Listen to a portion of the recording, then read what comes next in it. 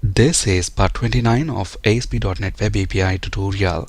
In this video, we'll discuss using Facebook authentication with ASP .NET Web API. This is continuation to part 28, so please watch part 28 before proceeding. So here is what we want to do.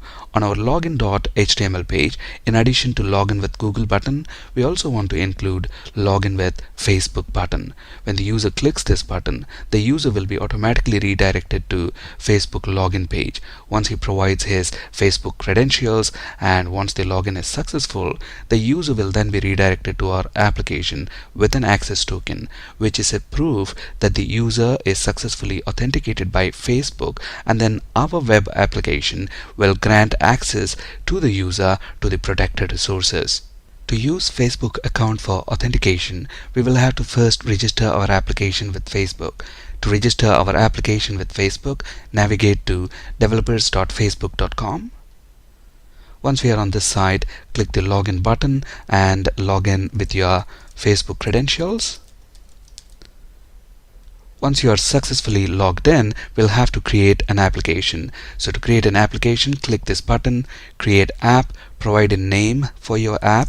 I'm going to name this test app and provide your contact email and select a category. We can select any category. Let me select education. And then let's click this button, create AppId, and we need to enter this security check code. So let's go ahead and enter this.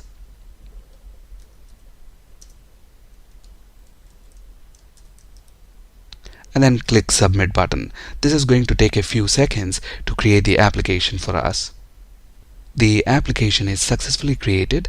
Now we need to make this application public. To make this application public, click this link right here, app preview, and then click this button. It's asking for our confirmation to make the app public, so let's click the confirm button. The application is now made public. Next, to this application, we need to add Facebook login product. To add the Facebook login product, click this add product link on the left. We have the Facebook login here, so let's click this get started button. So we have just added Facebook login. So click this settings link on the left, and here we have to provide OAuth redirect URIs. And if you look at where our application is running, it's running at this URL, localhost:34838. That's the port number. So let's copy that and specify that URL right here. So that's the URI at which our application is running. We also have to specify the redirect URI. So it's going to be same port number /signin-facebook. For Google, we have specified the redirect URI as signin-google. For Facebook, it is signin-facebook. Let's save our changes. The changes are saved. Now let's go to dashboard. So here we have the AppId and AppSecret. We'll use this AppId and AppSecret in our ASP.NET Web API service in just a bit. The next step is to implement Facebook backchannel handler. So what's this Facebook backchannel handler? Let's understand that now. Facebook has made a breaking change to its API version 2.4. Prior to 2.4, this is how the URI used to look like. Now notice to the URI we are sending access token using a question mark. So that's the first query string parameter. So we are appending that to the URI using a question mark. Now with Facebook version 2.4, they have made a breaking change, and the change is, in addition to access token, they also want the list of fields that we want from Facebook. So in this case, we want ID and email, and that is appended to the URI using question mark. So the next parameter, which is the access token, that's now appended using an ampersand. That's a breaking change because the default implementation provided by Microsoft for the Facebook client appends the access token using a question mark instead of an ampersand. So we will have to change that to ampersand, and to do that we are going to implement this Facebook backchannel handler. So let's see how to do that now. This is the same project that we worked with in our previous video. So to this employee service project, let's add a new folder. Let's call it Facebook to this folder, let's add a new class file. Let's call it Facebook Backchannel Handler, and this class is going to inherit from HTTP client handler class. This class is present in system.net.http namespace. So let's bring that namespace in. Within this class, all we are going to do is override send async method that is present within the base HTTP client handler class. We want this method to be asynchronous, so let's use async keyword. Since we are using async keyword, we also have to use await keyword. And we're going to make use of this request object which is coming into this function as a parameter. So if not request.requestURI.absolute_path. So if the request URI absolute path, if that does not contain /OAuth, then all we want to do is request.requestURI equals new URI request.requestURI.absolute_URI.replace. So what we are going to do, we are going to replace $access_token with $access_token. So that's all this function is going to do. Replace $access_token with $access_token. So let's save our changes. Here's the code that we have just implemented. So that's our second step. Implement Facebook Backchannel Handler to address the breaking change introduced by Facebook to its API version 2.4. The next step is to enable Facebook authentication in startup.auth.cs file.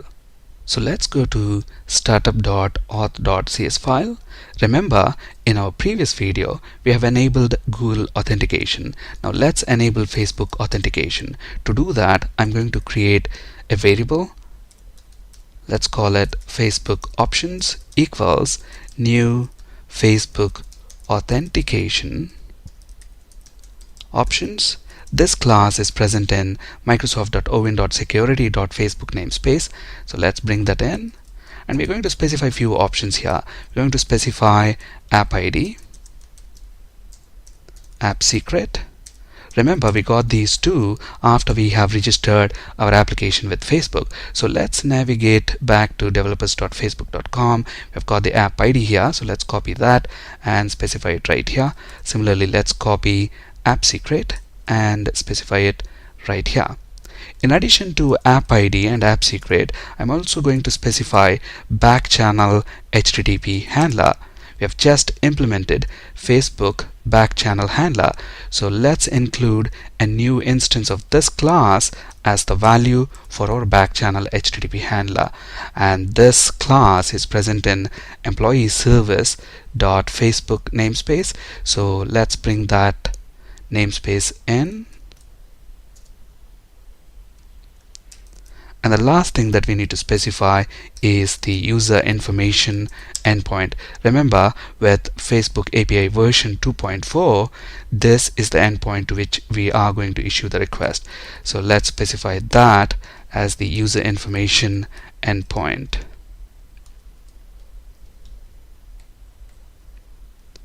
Now, from the user information endpoint, we want email. So to the scope, let's add email.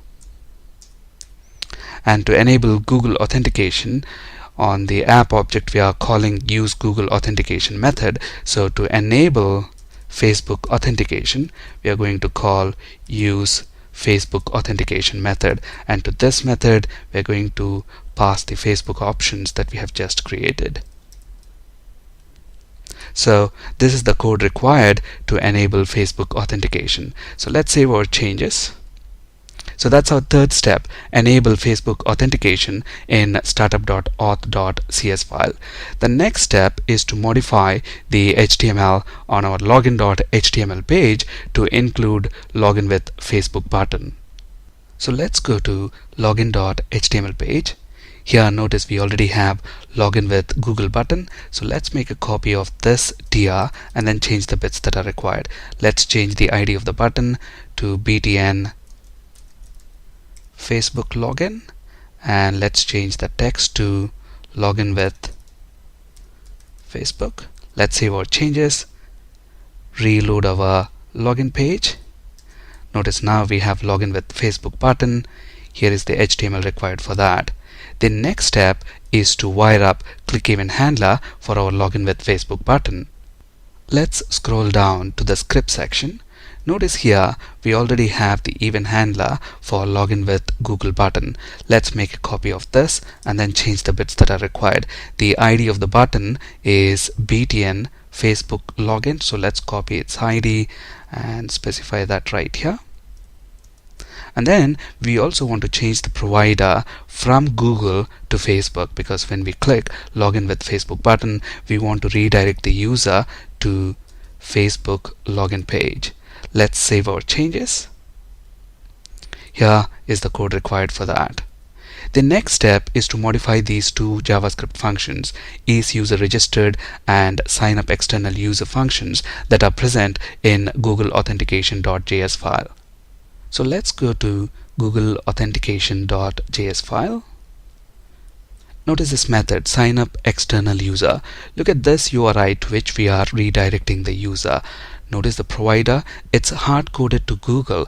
That's because in our previous video we had only one login provider, which is Google, but now we have got two login providers, Google and Facebook. So depending on the login provider that we are using, we'll have to supply the appropriate provider name. We can't hard-code it like this. So let's introduce another parameter to this function.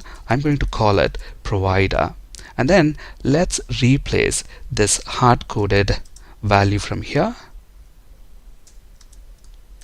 So instead of using Google, let's use the provider parameter. And obviously when we call this function, we also have to supply a value for this parameter. And we are calling this signupExternalUser function from this isUserRegistered function. So when we call this function, we will have to supply a value for this provider parameter. Now look at this success callback function. So for this function we have this response parameter. So this response parameter has got login provider property, which tells us who the provider is, Facebook or Google. So let's use that property, login provider. Let's save these changes. Let's give our solution a build and reload the login page. I'm already logged into Facebook. So first let's log out of Facebook. And now let's click this login with Facebook button. Notice now we are redirected to Facebook login page. Let's log in with our Facebook credentials. I am authenticated and I'm automatically redirected to data.html page, and when I click this load employees button, notice we can see the employees data, and look at the email address here, webapi33@gmail.com. And if you look at ASP NET users and ASP NET user logins table, notice we have an entry for webapi33@gmail.com, the email address that we use to log into Facebook. Now let's log off from our application and let's try to log in with Google provider. So let's click login with Google button. Notice we are redirected to Google sign in page. Let's log in using kudvenkat@gmail.com. I am authenticated by Google. We will be redirected back to data.html. Notice we are using kudvenkat@gmail.com, and when I click load employees, we can see the employees data. Now if we go back and check ASP NET users and ASP NET user logins table, we also have an entry for kudvenkat@gmail.com. So at the moment we have both Google and Facebook authentication. So here are the modifications for isUserRegistered function and signupExternalUser function. Thank you for listening and have a great day.